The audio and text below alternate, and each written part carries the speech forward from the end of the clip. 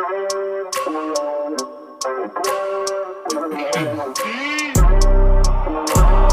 up every minute with the fever dreams. I put the mind to a limit where it needs to be. I work, I got vision I don't need to see. I'm picking mind over matter, I believe in me. I need to find more hours in the day to breathe. Need to find more power in the way I be. And when my mind turns sour with the painful scenes, I need to scream out loud, I can't stop me. I wanna be the greatest like Rocky. You know I leave them all hating like a hobby. I'm out here making moves like a lobby. And if you ain't with me, it's your loss. See, I got my mind on the facts, I'm a python, grab what I like real fast. Stroke until I have everything I attack, everything that I lack, everything that I want, and I see, matter of fact.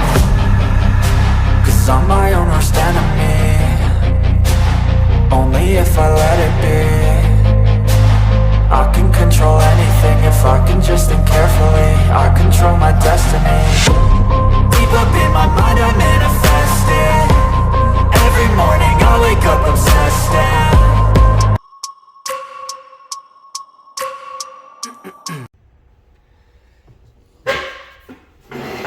What's up everybody, welcome back to another video. This is going to be a part 2 on this panel. Right now I've got just a plain old eraser here, and what I'm going to do before I go any darker, I want to kind of knock some stuff back. So there's a little trick. If you put your paint on light enough at the beginning stages, and every layer you go, you put it on light enough, you could take an eraser, electric eraser, a razor blade, anything to kind of pick at the color that you have on there to kind of erase it away. And you can do detailed layers that way, bring out some more of the details as you go along. So just some of these lines in here are just a little bit too dark for my liking. So I'm going to knock some of this stuff back. That way it gets rid of some of the pencil marks that are on here before I go any darker and things like that I want it to be a little bit lighter. So I'm just going to come in here and I'm just going to start knocking some of this away.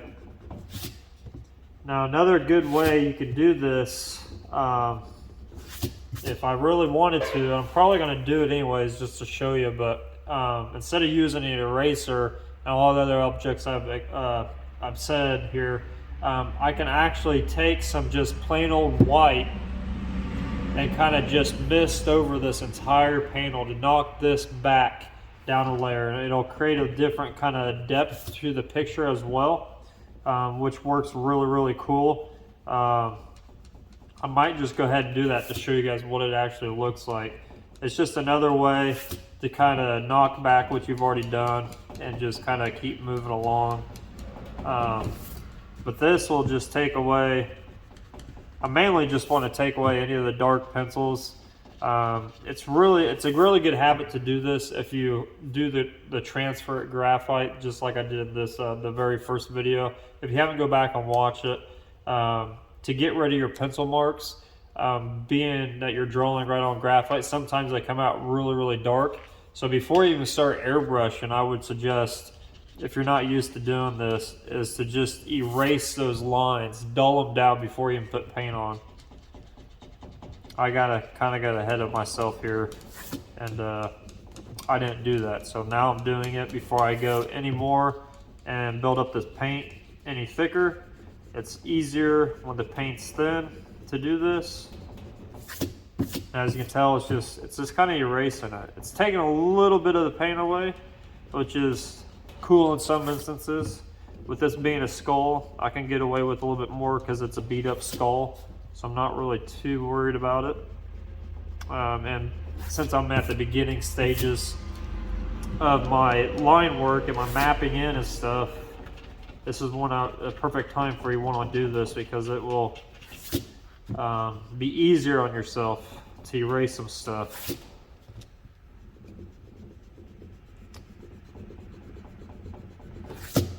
And when I get done with this, I might just go a little bit more crazier on this, and kind of like right here, I can actually punch this out a little bit more and kind of do like a smear fade, erase fade, or whatever you want to call it, and just knock this out and kind of fade this up into here.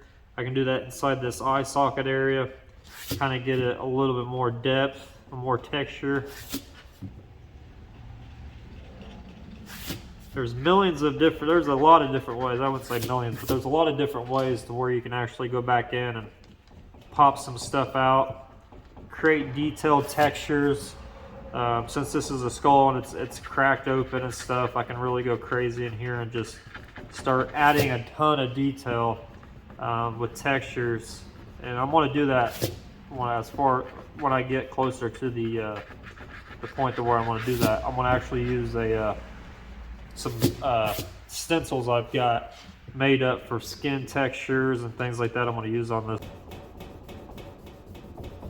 And you always want to have your reference as close by as that way you can come through here and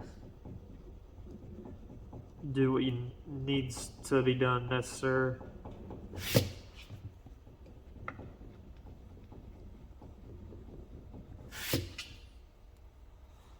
These are water droplets in here, so I'm gonna try to keep those as wide as I can until the end, and I'll do some shadowing around it to make them actually come to life.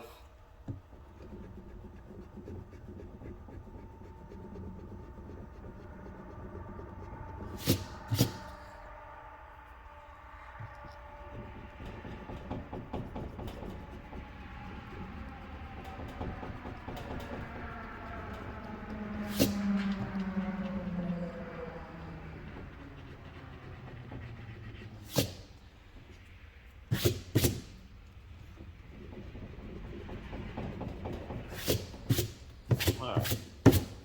I'm liking how that is coming along.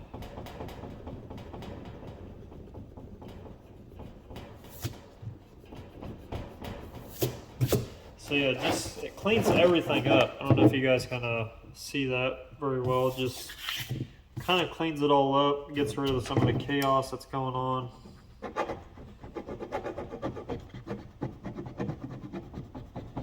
And you can see that it's actually just taken just that pencil mark away. So with this skull being so beat up and cracked open and stuff, it actually adds a really cool effect to it. So I don't know if you guys can see that, but it literally just took away that graphite. So it kind of gives it like it's been scratched, which with skulls, anything that you can do to kind of make it different than anybody else's, because everybody loves to do skulls. They've been really overdone, so anything to where you can be different always helps. It kind of gives it a highlight right there, which is cool.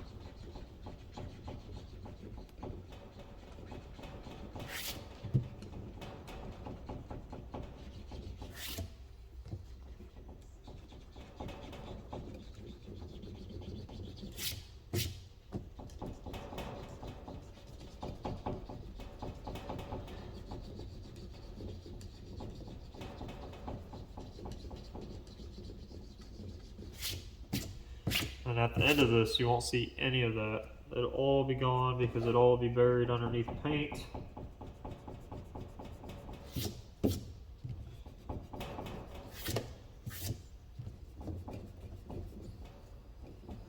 So there's a highlight that goes up her finger right there. I'm going to try to punch that out.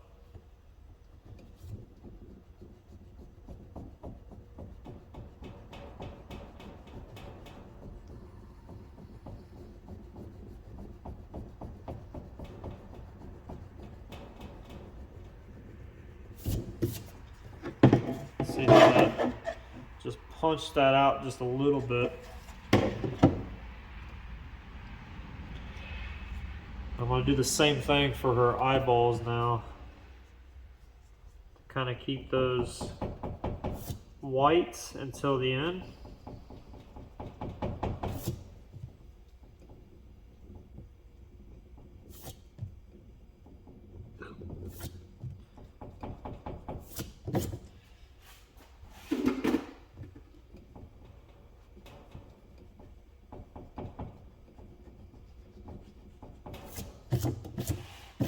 Alright, so I'm going to call that done, and now we're going to move on to blasting this thing. Like I said, I'm going to blast it with some, just to kind of push it back a little bit, and then we're going to go to the next color. or the next shade. All right, so I've just got some really over-reduced white in my gun, so I'm gonna go ahead and just blast it. What you wanna do is, you don't wanna be too close and make streaks. You just wanna stand back and just kind of evenly blast it to knock it back. We're not trying to knock it back way too much. We're just barely. I don't know if you guys can notice that.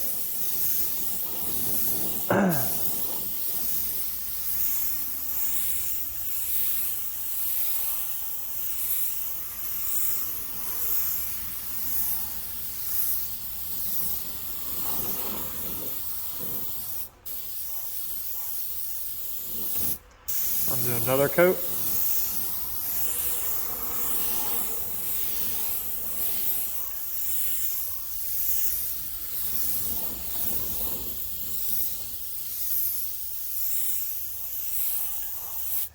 And then that's it. Let it dry for a couple minutes.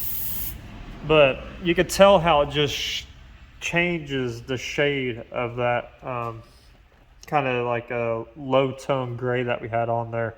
And now we can go back to our mixture that we left off from the last video, which is 4 drops total. We started out with only 2 drops, I believe is what I put in this, with white, and then we're up to 4 right now. So we're going to take this 4 drop one and go back and kind of work the dark areas only. So I want to get some of that mixed up, clean the panel off, any type of overspray that's on it, and we're going to go to the next color.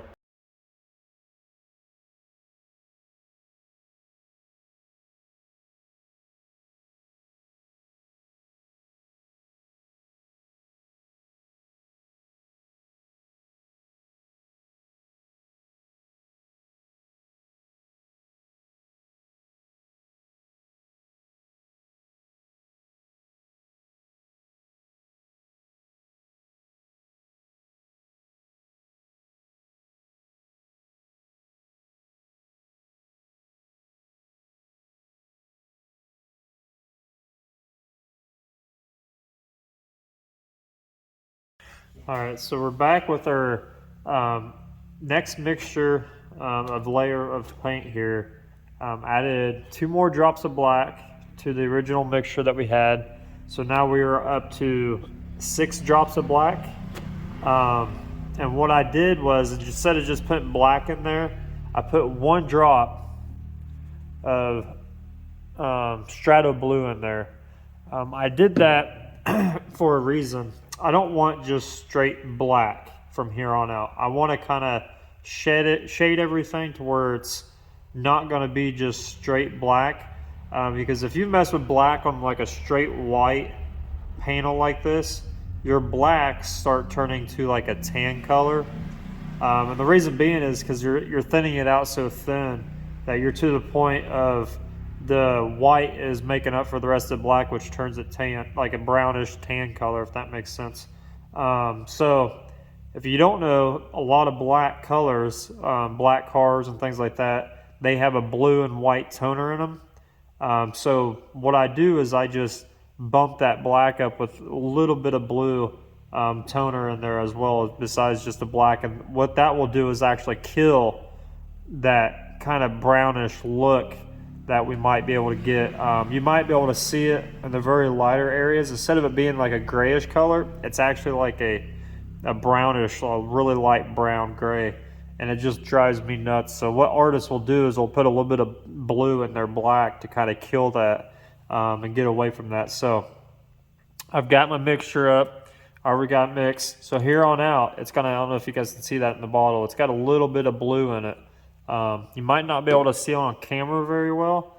I can see it in person. It's kind of got like that bluish, darker gray color to it, which is what I want. I don't want, like I said, just straight black and white, because everything turns different colors. So that's a little trick for you there, is put a little bit of blue in your black when you're working on white to get rid of that and kill that brownish color. So I've already pretty much did the nose. As you can see, it's a little bit darker than everything else. So what I'm going to do is now I'm going to go around and just start working in and start shading in with this color, and things are going to start to turn and it's going to start to pop from here on out, because the more darker we go, the little bit less of shading I'll end up doing, just to pull it tighter to pull all this stuff out. So we're going to get to airbrushing.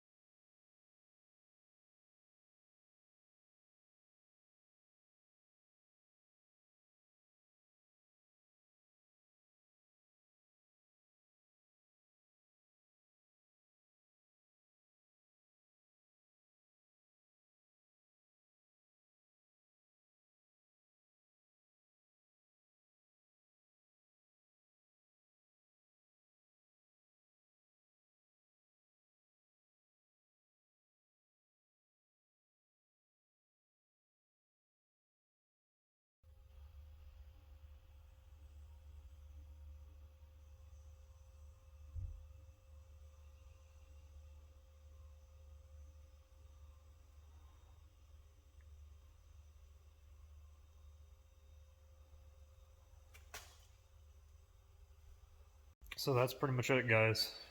Not too crazy, nothing really too hard. Not a totally different thing rather than doing color. I think black and white is a lot easier to do. There are different shades and values and things you got to learn, things like that. But I'm gonna go over with you real quick before I end the video here that what some of the things I went ahead and did. Um, you guys saw me work in the dark black.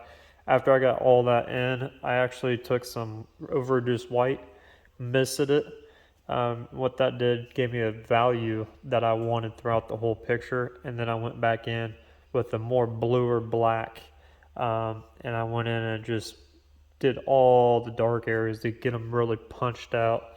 You can see the leaves that I did, kind of like a stylized version. Nothing really too realistic, but you know what it is when you look at it. I wanted to really focus on the skull, brighten that up, make it pop, and then her eye as well. So you can really tell just by going back and over misting a white over your black and gray that you're working on to get that value, how much it can push it back, and then you can pull it forward. It's a non-stop pushing and pulling method that's really easy to pull off once you get your values and everything kind of lined out. If you go ahead and mess something up, let's say, you can always push it back with that white to kind of tone it down, and then come back in with a darker value tone and get that pop right back out. So you can actually manipulate things if you want to change things up. Like I did the leaves different than I did what they look like now because I didn't like how they were, so I kind of blasted it with that white more so than I did the skull and the face and the hand, and I kind of knocked that back, and then I was able to come back in and give it that proper shading that it needed to pull those leaves out behind the skull. So it's just a little push and pull method. If you guys have never seen that, that's exactly what I'm talking about.